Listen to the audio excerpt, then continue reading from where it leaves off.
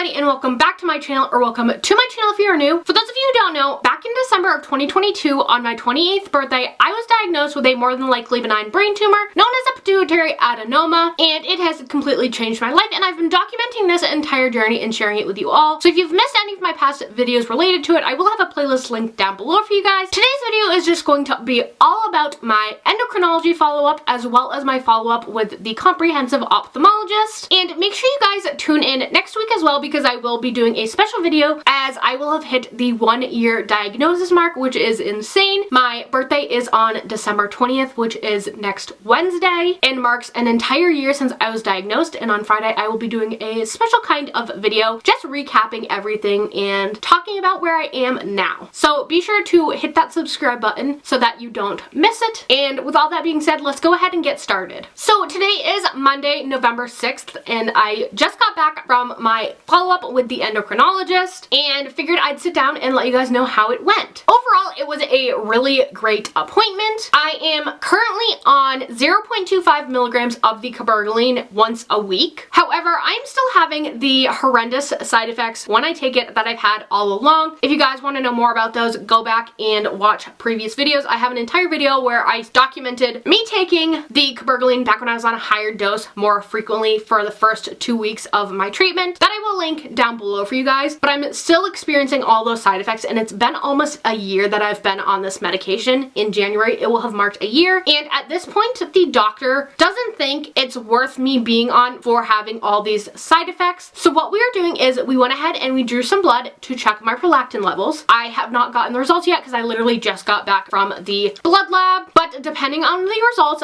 from that lab draw, if my prolactin is low enough, she is going to wean me off of the medication completely, and we will see from there where my prolactin levels go. So if I do end up coming off the medication, I will be going in for follow-up blood work a month or two after, just to check my levels. And if my prolactin levels have risen when I am off this medication, we are going to go ahead and try a new medication called bromocriptine. However, it is one of those medications that does have a lot of side effects as well, and she's not sure how my body will respond to that either. But all I can say is it would be really nice to come off the Cabergoline because of how awful it makes me feel. So over the course of the next few months, I may be starting a new medication, and if I do end up trying the bromocriptine, I will be sure to go ahead and document that experience of taking it for the first few weeks like I did with the Cabergoline, and I will be sure to update you guys if that does occur. And we also discussed a follow-up MRI, which I will be having in June of 2024, which is a year out from my last MRI. My first MRI was on December 20th of 2022, which was my 28th birthday, and then I had a 6-month follow-up MRI on June 30th of 2023, which I also documented and will leave it down below for you guys. My first one was a closed MRI, and it was absolutely awful. My second one, however, was in an open MRI, and it went way better. And I do have an entire video comparing the two that I will leave it down below for you guys in case you are interested in checking it out. But I do have to call and get that scheduled. I am probably going to wait until the beginning of the year to schedule it because I still have 6 to 7 months to schedule it, and I will be doing it at the same facility as my last one, which means it will be in an open MRI machine. So today is November 7th, 2023, and I just heard back from the lab, and they have risen since they bumped my dose back. So now I'm waiting to hear from the doctor to see if we are going off the medication,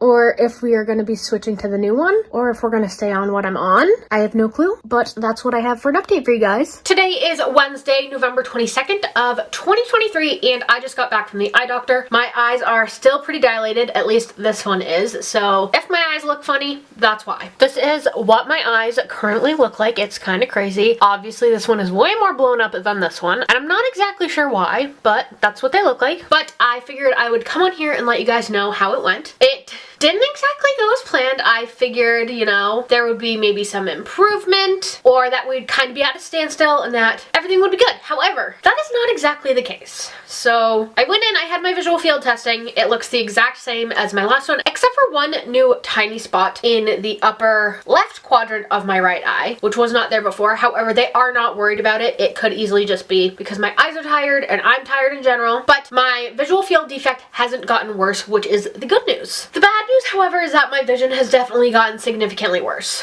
and my eye prescription has now changed 4 times. I have to go get new glasses after this. I think I'm just gonna get new lenses put in my old glasses because I literally just got them a few months ago, and both eyes are at an equal prescription now. They are both a -2. I was at a -1.25 on my left eye and a -1.50 on my right eye. However, I am now a -2.00 on both eyes. Currently, I have a tiny, and I mean tiny, bit of swelling on my right optic nerve, and because the vision is not improving like they had hoped since my last appointment, which was 3 months ago, I am being referred to Boston, which if you've been following this journey, you would know I was really hoping to avoid having to go down to Boston because it is definitely a huge journey, and they want to send me to a neuro-ophthalmologist down in Boston because we do not have any neuro-ophthalmologists here in the state of Maine. Not sure if it's gonna actually happen because insurance may not cover it, and it's gonna be a lot out of pocket, but if insurance does cover it, I likely won't get in there for 9 or so months, maybe more, maybe less. It all depends. They are booking out pretty far because it is a specialty office. In the meantime, my comprehensive ophthalmologist, on top of getting my regular MRI, which I will be having in June of 2024, she also wants me to have an orbital MRI mixed in with it just to get a better idea as to the structure and see if anything's wrong there that they cannot see when they dilate my eyes and stuff like that. And she is hoping that we can get that bumped up to be sooner than June. And I also go back and see my comprehensive ophthalmologist in 3 months at the end of February. And let me just say, I love my comprehensive ophthalmologist. She is so thorough. Every time I've seen her, she's always super behind. And even though she is super behind, which really isn't her fault in any way, shape, or form, she takes the time to still see you. I still had my full allotted appointment time. She is super thorough. She knows what she's talking about. She knows everything that's in my chart, and she's just on her game, and I love her, and I am so glad that she is part of my care team. But that's where I'm at right now. It wasn't as good of news as we were hoping for. I didn't leave crying, thankfully, but I was pretty darn close. But at this point, it is what it is. I have no control over it, and there's nothing that can really be done in this very instance to fix it. So it's just something that I'm going to have to live with. And I think that's all I have for you guys for now and for this video. So that is just a little bit of an update from my follow-up with the endocrinologist as well as my follow-up with the comprehensive ophthalmologist. I am still trying to stay as positive as I can. Like I said in the beginning, on this coming Wednesday, I will be turning 29 years old, and it also marks 1 year since I was first diagnosed with this tumor, which is crazy to think that it's been an entire year. And next Friday, I will be doing a special video just doing a little bit of a recap on how this year has been and where I'm at now and what is going to happen moving forward. So be sure to go ahead and hit that subscribe button if you haven't already. I do upload other content as well and would love it if you'd become part of our little family. Also be sure to hit the bell so that you are in fact notified every time I do upload a new video. I hope you guys like this video, and I'll see you guys next time. Bye guys!